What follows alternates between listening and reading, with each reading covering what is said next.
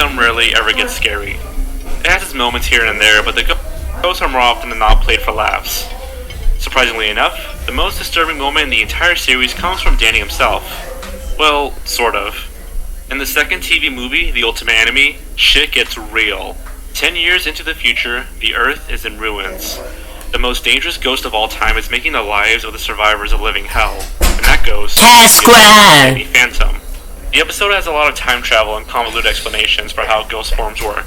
Eventually, present-day Danny takes it upon himself to defeat his future self, and learn how exactly he became like that in the first place. It turns out that right after Danny travels into the future, an event takes place that turns him into this demon. This event being an explosion at the Nasty Burger that kills his entire family, as well as Sam Tucker and Mr. Lancer. Danny was then forced to move in with the only person who has a chance of understanding him, his family friend and arch nemesis, Vlad Masters, who is also half ghost. Despite their history, Vlad treated Danny with great sympathy. Unfortunately, it didn't do much good for Danny. He asked Vlad to remove his human half, so he wouldn't have to suffer human emotions anymore. He does so, reluctantly, but now without his human conscience, Danny's ghost form does the unthinkable. He rips Vlad's ghost form out of him and fuses with it. The malice and evil inside of Vlad's ghost form is too much to handle, and it turns Danny into an irredeemable monster. That's just a fuse!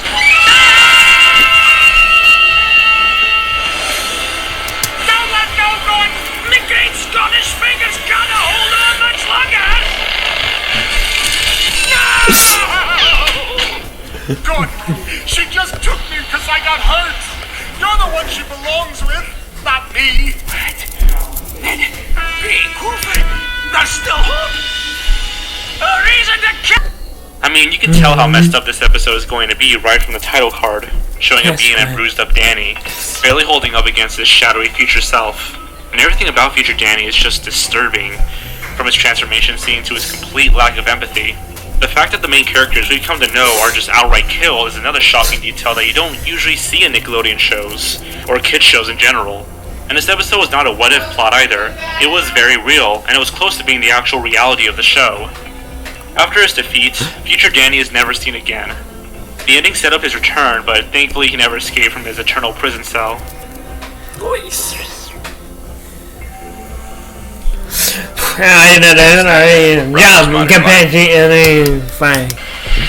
In addition to Ren and Stimpy, Summer Life is one of Nickelodeon's most surreal and zany shows of the 90s. Jokes and visual humor had little to no consequence, leading to some absolutely fantastic slapstick. But we're not here to talk about funny stuff.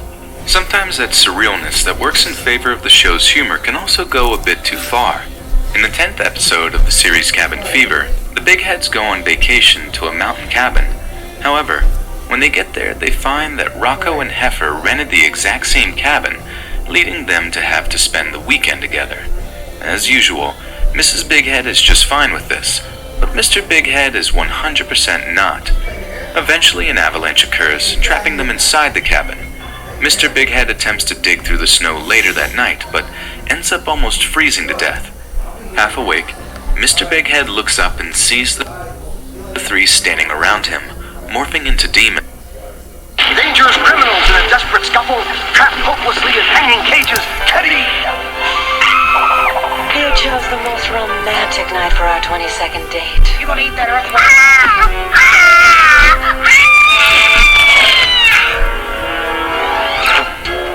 Wait, I think this is the appropriate moment to unleash Uncle Fester's Wolverine? No, do some creative problem solving and get an A on our assignment. Works for me.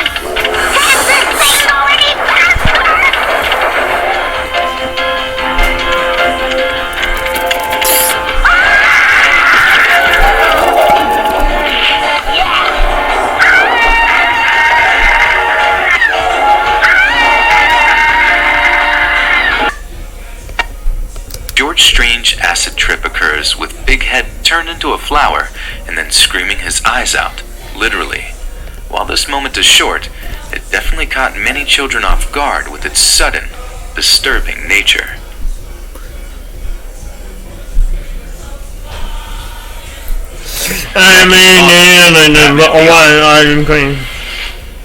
In the 15th episode of Batman Beyond, we are introduced to an original villain named Earth Mover, a man made entirely out of dirt.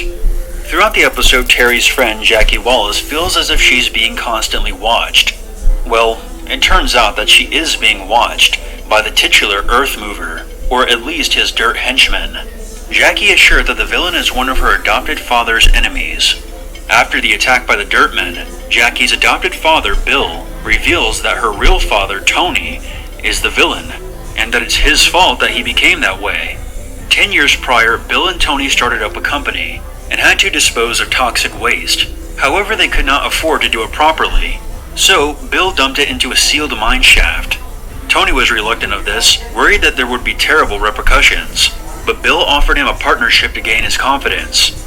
A cave-in occurs, trapping Tony underground with the toxic waste. Thinking that he's dead, Bill adopts Jackie to make up for his mistake. However, the toxic waste caused Tony to fuse with the Earth itself, creating Earth Mover. In present day, Bill and Jackie become trapped underground, where they find out what Tony truly looks like.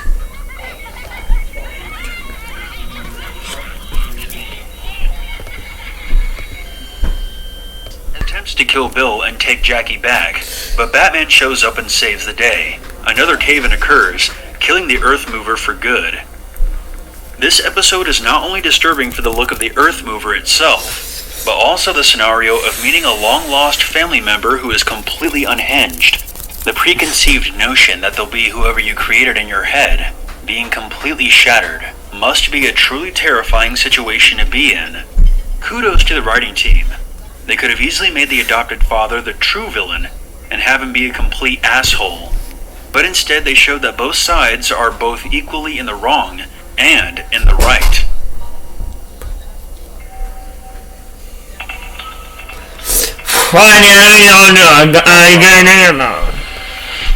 All Grown Up is a weird show.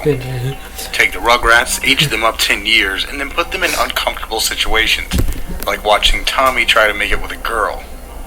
It's got nothing on the original Rugrats when it comes to weird and disturbing moments. But we're here to talk about the one time All Grown Up managed to get on that level. This moment comes to us from the two-part episode Interview with a Campfire, in the form of a character called Bean Matson. Bean is a character who appears only in the special and introduces the kids to Camp Everwood, telling the tales of all things scary that supposedly took place at the camp. Tommy finds it the perfect opportunity to create his horror movie, but things get too real when kids begin to go missing. Toward the climax, it's revealed that Bean is no ordinary boy, and is in fact the ghost of a boy who died in 1871 along with other settlers, due to an extremely cold winter. Bean was most likely searching for the souls of other dead settlers, and thanks to Dill and the others, he was finally able to be put to rest, but not before giving them one good scare. At the end of the episode, the gang reviews the footage they took for the horror movie, when a scene shows up that none of them filmed. Took his turn.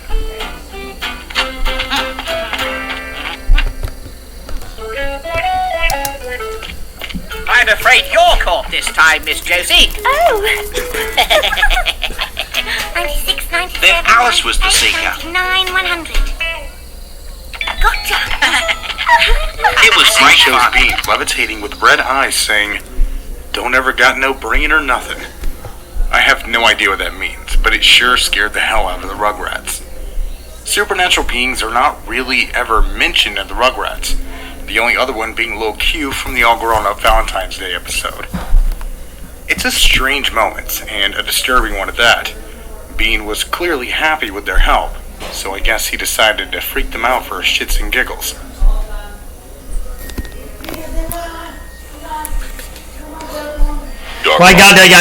Speech circulation. When it comes to disturbing moments, Speech circulation. spades. Our entry from this series is disturbing for two reasons.